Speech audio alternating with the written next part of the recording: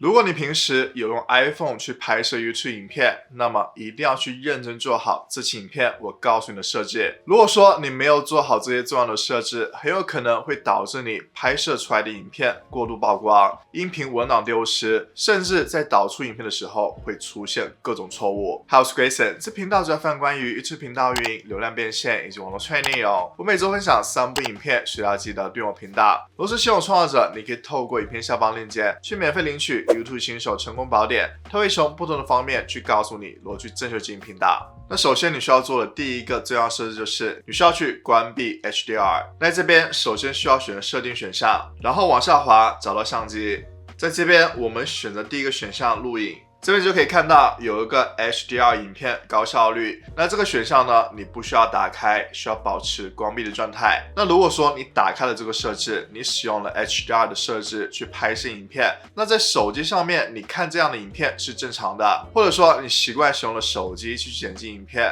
那这样的影片也是看起来正常的。但是如果你把你手机上面去拍摄出来的影片导入到你电脑上面，然后呢，你使用一些电脑端的剪辑软体，比如说 Premiere Pro、达芬奇，那你就会发现很多你用手机拍摄出来的影片片段都是处于过度曝光的状态。当然你是可以在你的剪辑软体里面去进行一些调色的设置，尝试让它变成之前本来的颜色的，但是你会发现你是很难让你影片恢复到本身的样子的。所以呢，我建议大家最好在开始的时候就不打开这个设置。下一个设置就是相机拍摄格式最相容。那还是一样，我们需要打开设置，然后选择相机。在这边呢，你可以看到有一个格式选项，这边会有2个相机的拍摄格式，一个是高效率，一个是最相容。那底下呢 iPhone 已经说到了，如果说你想要去减少你拍摄单的大小，那就推荐你去使用高效率，它的格式是 HEIF、HEVC。那最相容呢，会永远使用 JPEG， 还有 H.264、4K 60fps、1080p、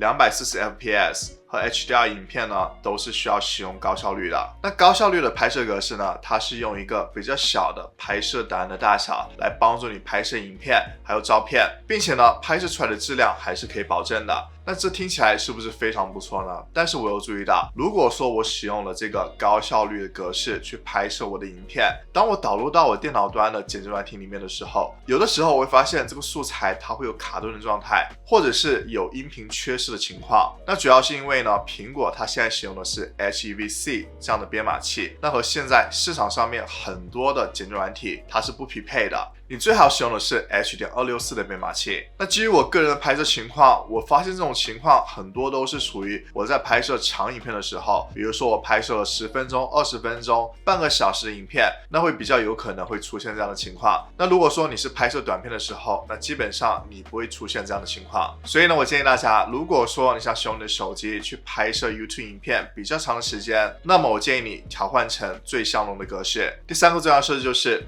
关闭自动 FPS。如果说你打开了这个设置，特别是时长比较长的片段的时候，你会发现你拍摄出来的片段会有出现卡顿状态，或者是音频损坏、缺失的情况。那这边还是选择相机，在进入到相机设置之后，你需要选择录影。那这边自动 FPS 呢，就选择关闭。那这边我来解释一下这背后的原理是什么。当你在一个30帧每秒的剪辑时间轴上面去剪辑影片的时候，那么剪辑软体也会期待你的素材也是30帧每秒的，或者至少是统一的帧率。然而当你打开了这个自动的 FPS 设置，也就是自动调整帧率的设置之后，那么 iPhone 就会根据整体的光照还有环境去自动调整帧率。比如说你打算是以30帧每秒去拍摄影片了，但是你的 iPhone 发现外部的环境它的灯光太暗了，所以就自动调整成24帧每秒去拍摄影片了。这是为了让更多的光进入到拍摄元件里面，从而来去提升你整体的画面亮度。但是问题来了，你的素材它是在30帧每秒还有24帧每秒这样互相切换的，但是呢 Premiere Pro、达芬奇这样的剪辑软体它是没有办法就很好的去处理这样的关系的，所以呢就会让你的素材出现卡顿或者是音频缺失的情况。这听起来可能会有一些复杂，但是你可以相信我，关掉这些设置，这样的情况就会减少出现很多。下一个设置就是打开4K 30fps 录影设置。那需要去打开相机，然后呢选择录影，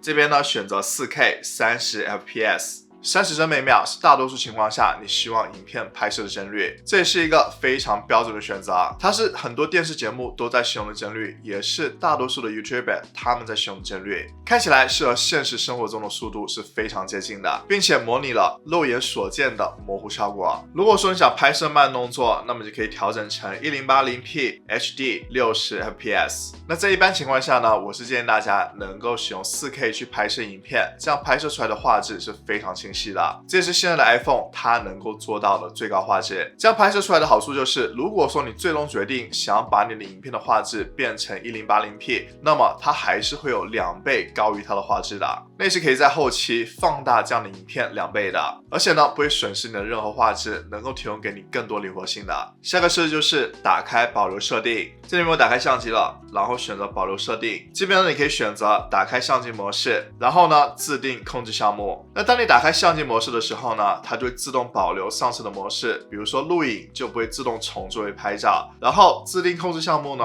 它就能够去保留上次使用的滤镜、显示比例或者是光线设定，并不是呢自动重置的。这在你使用 iPhone 去拍摄影片或者是拍摄照片的时候就会更加方便了。下个设置就是改变拍照为竖屏格式，那你需要去打开相机，这边呢你选择拍照，然后选择上方这个箭头，然后你可以选择4:3。这边呢，我切换成16:9，你就可以看到它就变成了竖屏的格式了。这样做的好处就是，如果说你经常会在 IG 上面去发照片，那么一打开你的相机就是竖屏格式，你就可以马上拍照了，然后呢就能够适配 IG 上面的照片格式了。你也可以在这种情况下更好的去选择你拍摄的角度。但是如果你说你拍摄出来的是16:9的格式，你想要变成4:3的格式，那可以吗？当然是可以的。那我可以打开这张照片，然后选择编辑。这边呢选择裁切，这边呢你可以直接调整成4:3，这是因为呢，当你使用16:9去拍摄照片的时候 ，iPhone 其实在背后也是帮助你拍摄成了4:3的格式了，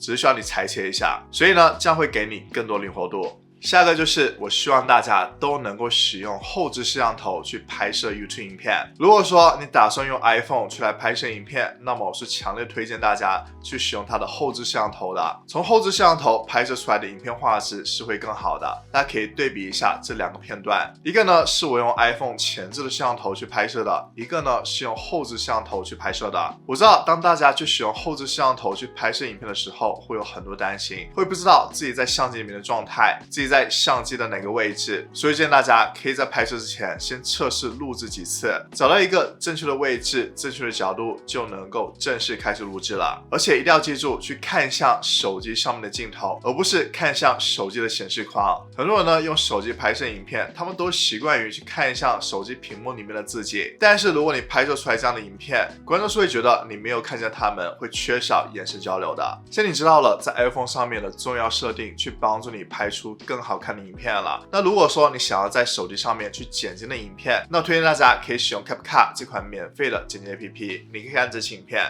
如果你觉得这期影片对你有帮助，希望这部影片点个赞，一定要记得订阅我频道，了解更多关于 YouTube 内容，追踪 IG， 能够和更多互动。那我们下期片再见，拜拜。